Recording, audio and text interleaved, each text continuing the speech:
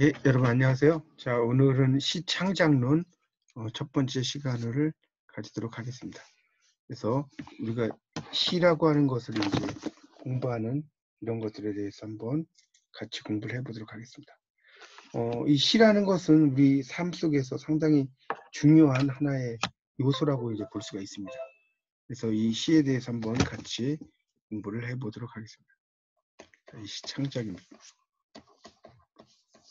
첫 번째 제1장은 시란 무엇인가? 한번 같이 공부해 보도록 하겠습니다.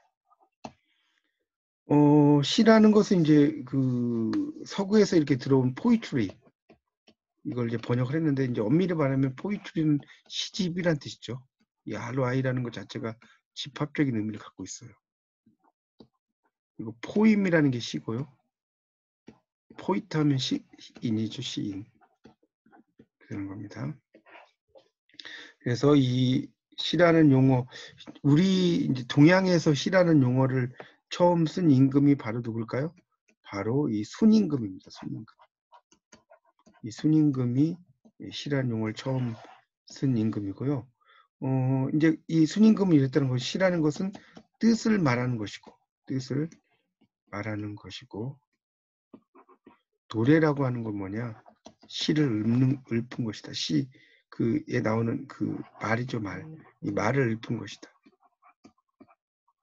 이렇게 이야기를 했다고 합니다. 그래서 이 동양에서는 이렇게 시라고 하는 것에 대해서 여러 평가를 많이 합니다. 예를 들면 시경 대해서편에서는 시는 마음이 흘러가는 것을 적은 것이다.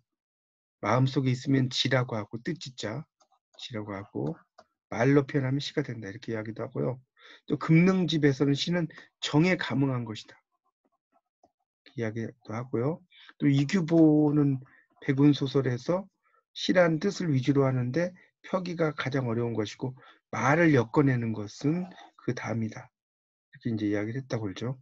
그래서 자기 뜻을 주로 이야기한다. 그 다음에 이제 시경에서 이제 한 유명한 말 있죠.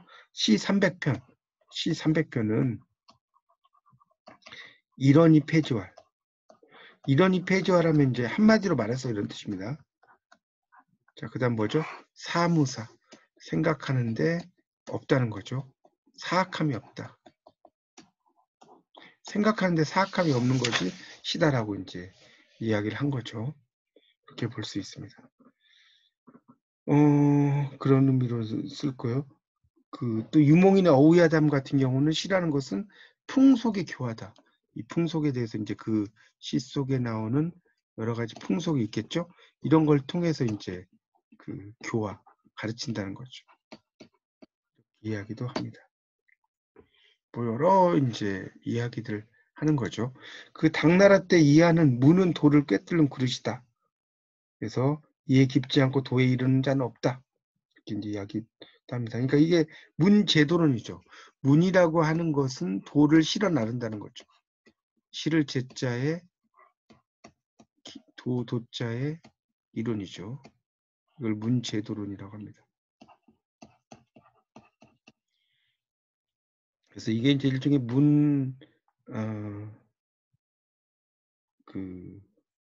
문학적인 문제도론이라고 하는 게 문학의 교훈적 기능이라고 볼 수 있겠죠. 문학의 교훈적 기능. 자, 근데 이제 서양에서는 또 이제 또 시에 대한 관점이 다르죠. 예를 들면 호레이스 이런 사람은 시는 한편으로 유용하며 또 한편으로 즐거워야 된다, 이렇게 이야기하기도 하고요.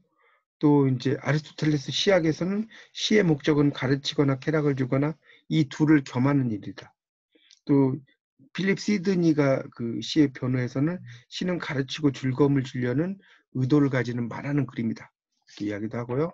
그다음에 셸리 같은 사람은 그 시에 옹호해서 시는 상상력의 표현이다. 또 이 서정 민요 시집에서 이 워즈워드는 시는 강력한 감정에 자발적인 흘러넘칩니다, 이런 이야기도 하고요. 또 이 라이너 마리아 릴케 같은 분은 시는 체험이다, 이렇게 이야기하고요. 에드거 앨런 포는 시는 아름다움의 은율적 창조다. 이렇게 또 이야기를 하기도 합니다. 그래서 이제 이 시라는 것은 서양에서 시라는 말을 이제 그 근원으로 들어가면 이 그리스어의 포에시스에서 나왔는데, 이게 이제 제작하다 이런 뜻이에요. 만들다. 메이크죠, 쉽게 말하면. 그리고 이런 단어는 원래 이제 포이에인이라는 이 단어가 이제 변형이 된 겁니다. 그러니까 시라는 것은 언어의 어떤 형상화된 특정한 형식의 문학만을 의미하는 게 아니고, 이 절대자가 창조한 자연에 대해 인간이 제작한 인공물, 이런 것을 총칭한다고 할 수 있습니다. 인공물이죠. 자연물이 아니라. 그래서 이 시라는 것은 이제 그렇게 세 가지로 나눌 때 본다면, 첫째는 넓은 의미로 제작행위다, 이렇게 볼 수 있죠. 제작행위니까 메이킹이죠. 자, 그다음 두 번째는 모방행위 일체. 이게 뭡니까? 바로 이제 미메시스.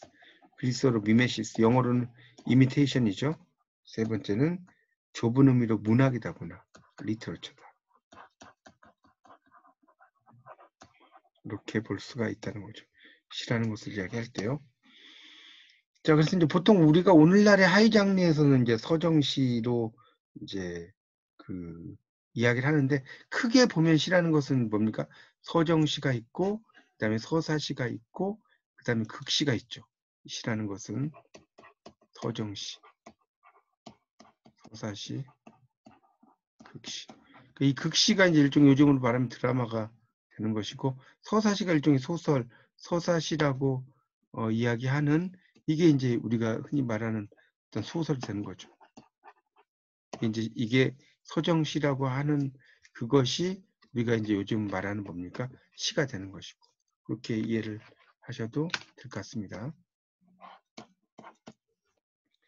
자, 그래서 이제 이 서정시라고 하는 것은 이제 또 상당히 중요한데, 이 서정시라고 하는 것에 대해서도 이제 뭐 여러 가지 표현이 있죠. 뭐 이 종류로 본다면 오드, 어떤 칭송하는 송시라고 하죠. 오드라는 것도 있고요. 또 말라드, 약간 민요조 형식의 시도 있고요. 또 철학시도 있고요.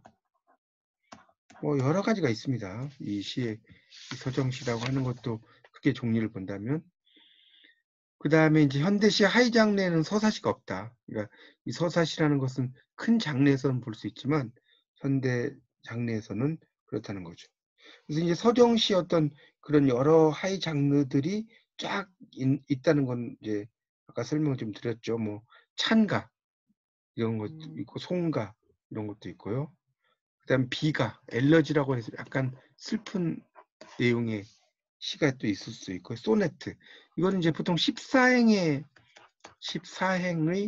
보통 연애시라고도 하는데, 꼭 연애 사랑만 이야기하는 건 아니고요. 죽음, 삶 이런 것도 이야기할 수 있습니다.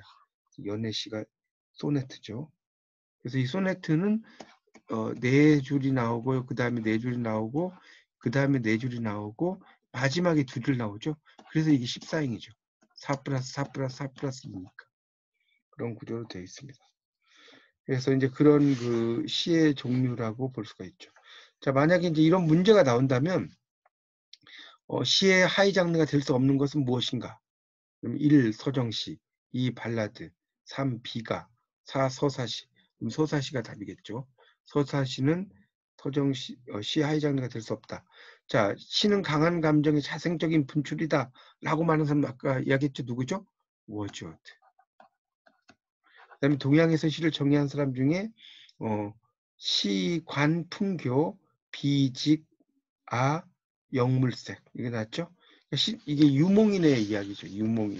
유몽인이 아까 설명을 드렸지만 그렇게 이야기를 했다고 그랬죠. 유몽인이라는 분이 시에 대해서 이야기를 할 때 뭐라고 그랬습니까? 시는 풍속의 교화와 관련이 되어 있는 것으로 단순히 사물이나 경색만을 읊어서는 안 되는 것이다, 이런 이야기했죠. 자, 다음 중 장르 위상이 다른 것은 서사시, 극시, 넓은 의미의 서정시. 이것들은 다 넓은 의미의 서정시 시의 종류죠. 근데 좁은 의미의 서정시에는 서정시만 들어간다고 그랬으니까 답은 좁은 의미의 서정시가 답이 되겠죠. 예, 이렇게 해서 이제 오늘 첫 시간은 시창작론 첫 번째 시간으로 시란 무엇인가에 대해서 한번 같이 공부를 했습니다.